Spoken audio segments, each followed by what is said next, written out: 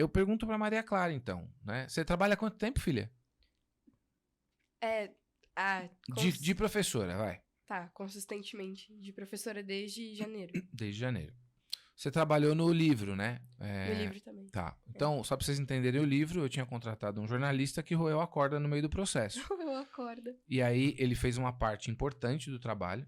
Ele conduziu as entrevistas, decupou as entrevistas, que é um trabalho de chinês, é terrível, é difícil pra caramba, né? Trabalho de chinês é por isso, né? Que, xenófobo! Não, trouxa! Não. É porque o chinês trabalha muito, é um trabalho muito difícil, né? Então, o chinês trabalha muitas horas desde cedo e tal, é por isso a referência, né?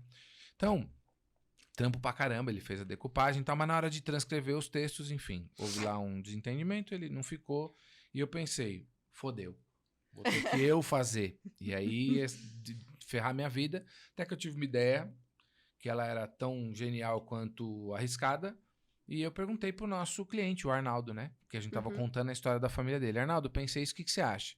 Ele falou, cara, adorei a ideia, faço questão e pago mais se precisar, né? Eu falei, não, pelo amor de Deus. Acabou que ele pagou mais mesmo, né? Foi. Ele fez questão de pagar mais. Então, aí eu chamei a Maria Clara concluiu esse trabalho, né? Eu acho até que eu poderia colocar... Vocês estão entendendo o que é isso? A Maria Clara, com 15 anos, escreveu um livro comigo, né?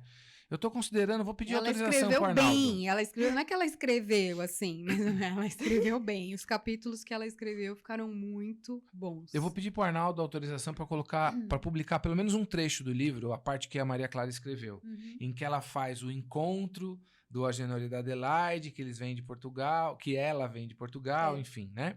Que é um projeto maravilhoso, lindo, inclusive. Lindo, lindo. Vou pedir pro Arnaldo para ele deixar a gente publicar. É porque é um livro particular, gente. É um projeto uma história real incrível. De uma família. É um projeto incrível e é um projeto particular, então... É muito lindo, assim, né? E aí quem quiser pode comprar o livro, porque o livro, inclusive, a renda toda é revertida para uma instituição. Ah, que legal. Bom, aí a pergunta é, Maria Clara, para que você fez o trabalho de escrever o livro?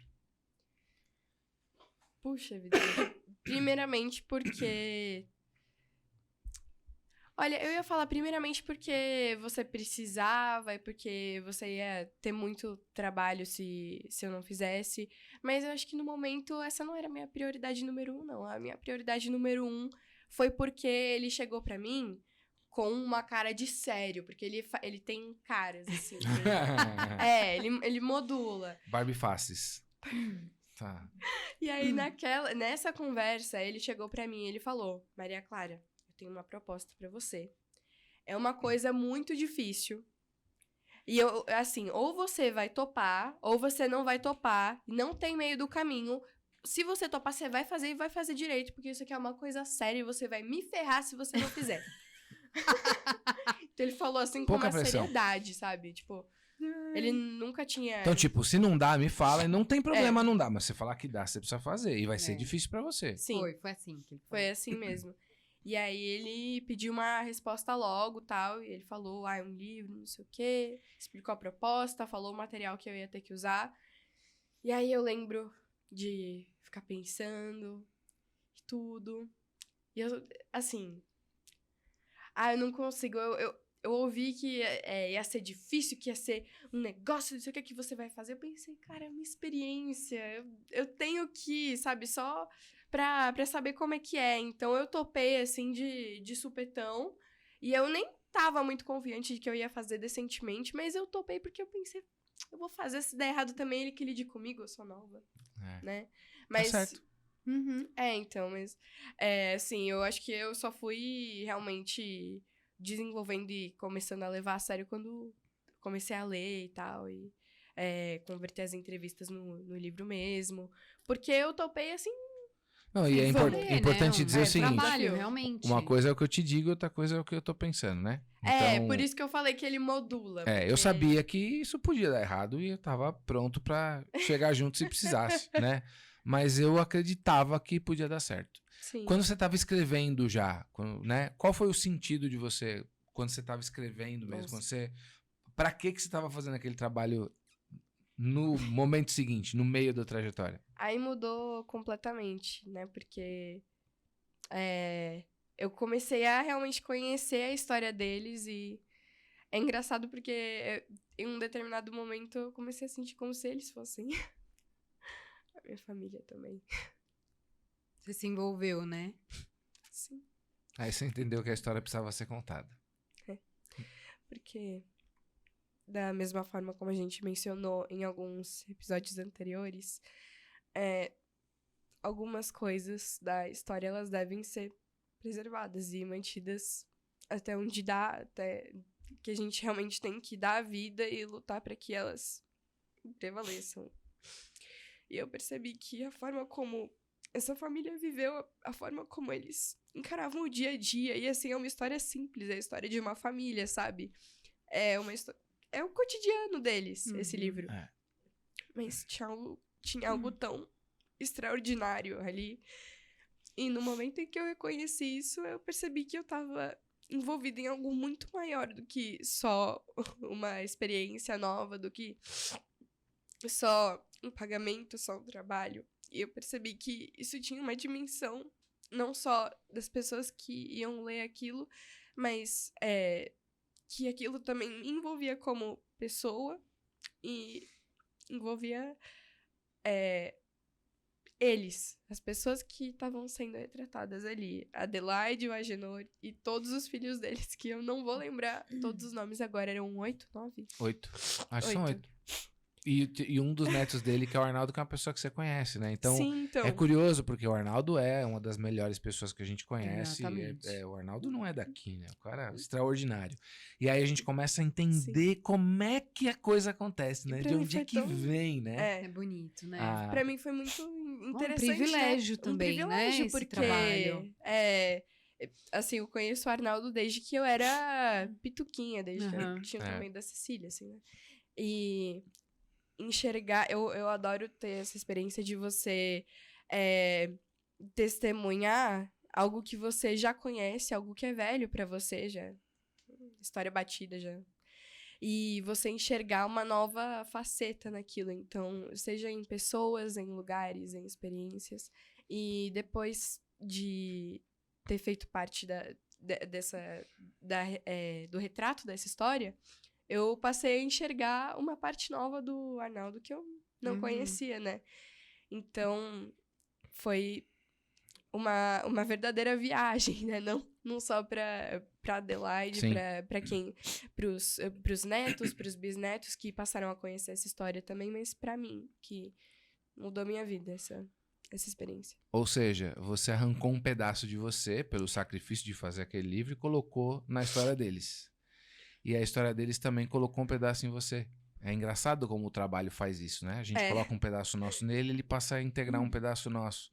E eu me lembro do evento de lançamento, em que a família se reuniu, né, para receber o livro e tal. E aí, pra gente encerrar aqui este pedaço da conversa, a gente tava falando outro dia sobre o seu trabalho na escola, né, com os alunos lá, né? Pra que é que você dá aula? Acho que isso também mudou, porque eu entrei, de novo, de supetão. Muitas experiências, assim, são meio... Elas aparecem, eu vou lá e pego. Foi o seguinte, um dia você tinha encontrado a minha atual chefe na rua, e aí vocês estavam conversando e tal, né? E aí eu cheguei no assunto, você tinha comentado que eu falava inglês, tudo, que eu já tinha pensado em ser professora de inglês, mas, eu não sei, porque eu nunca tive muito interesse, assim, de certa forma. Eu tinha um pouco de preconceito, na verdade. Quando eu era criança, eu lembro que eu falava categoricamente, eu nunca vou ser professora. Que profissão chata, que profissão... Difícil pra caramba. E paguei a língua, né? Mas aí ela falou, sério? Dependendo, então, dá o contato dela pra mim, dá o meu contato pra ela, a gente vê. Vai que, né? E aí... eu demorei um pouco pra entrar em contato, eu lembro. E aí você tinha falado, a gente tava andando de carro. E você falou, você nunca mais falou com a dona Vera, tal. Você não queria nada mesmo, né? Aí naquele momento, nossa, me deu um negócio assim, eu fiquei tipo, é claro que não. Adolescente. Então. Naquele momento, adolescente. Tipo, é claro que não, eu só demorei um pouquinho, mas aí eu fui lá e entrei em contato e deu certo. Mas a pergunta pra você E é... aí... desculpa, perdão. Não, desculpa você me lembrou. Tá. Né? E eu comecei também pela experiência, mas dessa vez eu já tinha uma pista de que eu ia encontrar algo maior no meio da trajetória ali. E eu pensei, não, eu já comecei a esquematizar na minha cabeça as coisas que eu poderia fazer pelos meus alunos, como eu poderia organizar o que eu estaria fazendo. E eu lembro que no processo, assim, da entrevista, prova, essas coisas que teve que fazer aí, de burocráticas, uma parte da prova que não era teórica, tinha parte do inglês mesmo e tinha uma parte de didática. Tinham várias questões assim, suponha que 2 alunos brigaram, o que você faz? Como é que você resolve tal situação? Várias situações hipotéticas, e eu, plena, assim, imaginando, eu vou levar tal aluno pra não sei que canto, não sei o quê. Mas é bem... A realidade é diferente.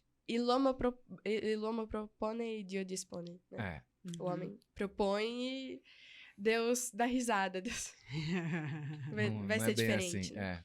Então, quando eu vi tudo aquilo que eu tinha planejado, tudo aquilo pro que eu tinha me preparado com o treinamento, assim, de didática, que eu comecei a estudar mais, pegar firme na gramática e tal, eu vi aquilo chegar pra mim ao vivo, em cores, e igual, assim, uma manada, porque eu ensino pra crianças, majoritariamente. Eu tenho uma que aluna idades adulta. eles têm?